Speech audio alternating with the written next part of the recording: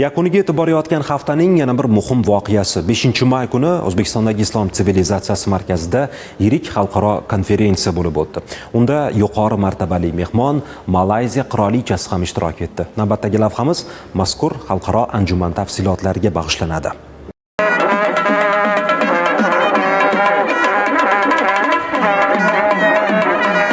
Dunyo tamadduniga beshik bo'lgan buyuk bobokalonlarimiz qoldirgan boy ma'naviy meros yillar o'tsa-da, asrlar o'tsa-da, turli xalqlar va xalqimiz o'rtasidagi o'zaro do'stlik aloqalarini mustahkamlashda ko'prik vazifasini o'tamoqda.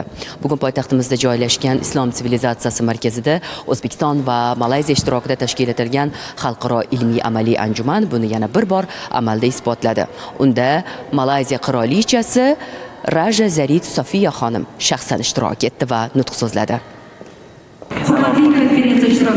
Anjuman avvalida ishtirokchilar Malayziya qirolichasi Hazrati oliyalari Raja Zarid Sofiyani samimiy qarshiladi.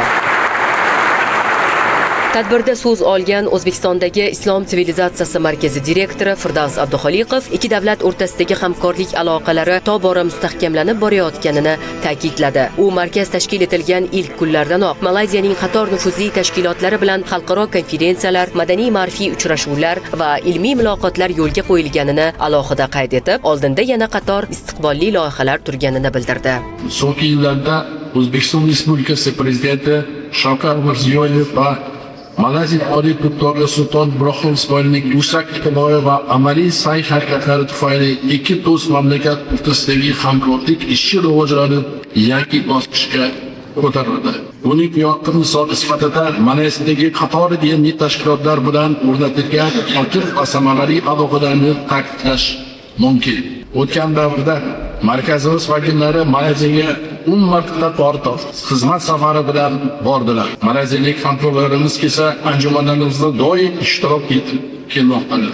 Ilm-u ma'rifat ziyoratgohi bu muhtaram yurtboshimizning mega loyihasini e'tirof qilib, Malayziyadan kelgan Dorun nashriyotini rahbari ham al-hali afsahul aqval dedi, gapirolmayman dedi. Shunchalik men hayratda qoldim. Hali ichkari kirmasdan turib men mahliyo bo'ldim. Shuning uchun